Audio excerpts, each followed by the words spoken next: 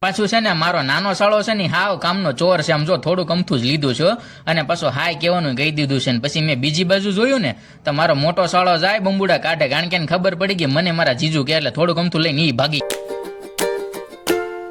Hello YouTube family, કેમ છો બધા મજામાં? તો આપણા વિડીયો જો ને બધા મજામાં જોવાય. પાછું છે ને સવારમાં સાસરિયામાં જવાનું થયું, ઓપસ આવીને તળાવ ભળીને આપણે આમ તો નાયા હોય ને એટલે નાવાનું મન થઈ જ જાય. લગા મેરા મજાક. અને આ પાછું રસ્તામાં એવું પણ કેદુનું બને છે ને કઈ ખબર નથી પડતી ને એનું વાતાવરણ છે ને એક નંબર બની ગયું છો બાકી. અને રોડ તમે જો કાવા મારવાની એટલી બધી મજા આવે છે ને કે કઈ ઘટે નહીં હો.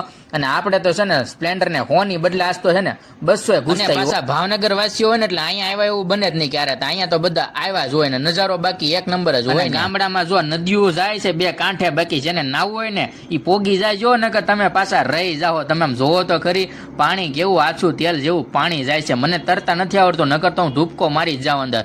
ધૂપકો મારવામાં વાંધો નથી, પાછો કોઈ કાઢો ન હોય ક્યાં. સૂર્યનારાયણ સવારમાં ઉગે એટલે ગામડામાં નજારો આ તમને જોવા તો મળે જ. તેને આ નજારો જોવા તમને નો મળે તો ગામડું નો કહેવાય ભાઈ, તો એ સિટી કહેવાય. તો આ નજારો જોવો હોય ને તો સ્પેશિયલ ગામડામાં જવું પડે. જ્યાં મને છે ને ઝરણા જોવા મળ્યા ને ગામડામાં, ને આપણે ઝરણા જોવા સ્પેશિયલ ઉભા રહી ગયા હો. બાકી ઝરણા ન જોઈ ને તો ગામડામાં કઈ જોયું ન કહેવાય. આમ જો ફાઇનલી આપણે છે ને સાસરિયામાં પોગી ગયા ને આપણે વાડીએ છે ને પાણી ભરતા થયેલા. આ બધાને ખબર નહોતી, હું વાડીએ પોગી ગયો છું ને એ બધા એની રીતે કામ કરતા હતા. સાસરિયામાં જઈએ ને એટલે ત્યાં મકાન હતું અમારે ગારાનું, કારણ કે વાડીમાં રહેવાનું એટલે મકાન ગારા સિવાય મજા ન આવે ભાઈ. અને આપણે છે ને આ ઠેલાની અંદર છે ને મસ્ત આઈટમ એક ખાવાની લઈ ગયા છે. આ નજારો છે ને ગામડાનો કાક અલગ જ હોય ને. હું ત્યાં પોગી ગયો છું ને પણ મને એવું બધું લાગે છે કે આ લોકો છે ને મને જોઈને કાલા કાઢતો ને એવું લાગે છે ને ખબર હું અહીંયા આવી ગયો. અને ભાવનગર ના હોય ને એટલે તમને ખબર જ આ નજારો ક્યાંનો છે તો પાછા કમેન્ટમાં છે ને કહી દેજો નજારો કેવો લાગ્યો. છે ને આપણી માટે જમવાનું પણ તૈયાર જ હતું, રોટલી શાક ને મરચા. પાછું હમું જોવે છે ને પાછું કેતું હોય છે મહેમાન નવા પાછા કોણ આવી ગયા, મારી પેલા ઈ જમવા બે ગયા. અને છે ને અમે તો લઈ ગયા હતા મકાઈ, એટલે છે ને મકાઈ ને બાફવાની, એટલે આપણે એના છે ને પેલા તો છે ને એના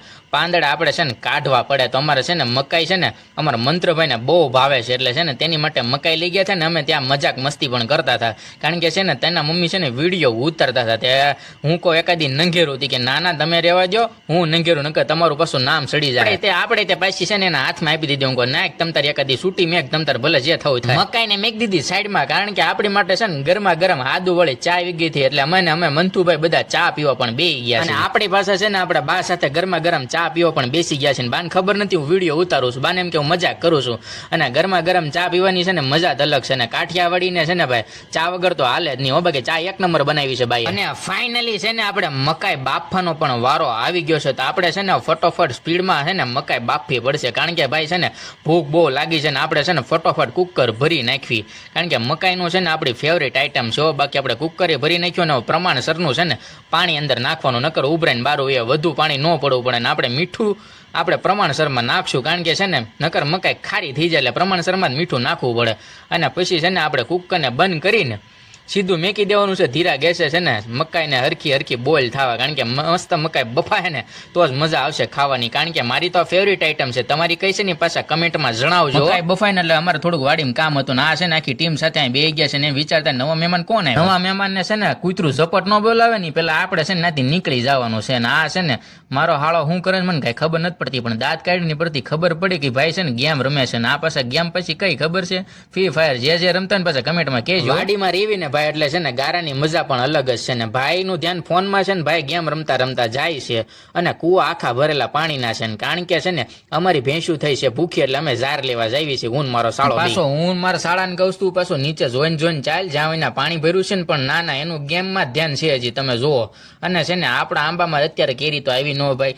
અને છે ને પછી મેં વિચાર કર્યો કે ભાઈ નાળિયેરીમાં 4 નાળિયેર આવી ગયા છે, આપણે નીચે પાડીને એનું પાણી પીવું, પણ અત્યારની પછી ક્યારેક પ્રોગ્રામ બનાવે. અને પાછું બાકી રહ્યું તો મારો નાનો સાળો પણ આવી ગયો ને આ પાછું મોટું અમારે વાવાઝોડું છે, કારણ કે હેઠો તો બે જ નહીં, કારણ કે એની મજા જ અલગ છે. એ પાછું આગળ ને હું પાછળ ને ધીરો હાલે ને હેઠે ગારો બહુ જાજો નખરા જોવો કરે છે. ને ફાઇનલી છે ને આપણે વાડીમાં છે ને પોગી ગયા છીએ, કારણ કે છે ને આપણે ગારો એટલો બધો ખૂંદ્યો છે ને કે વાત જ જવા દો.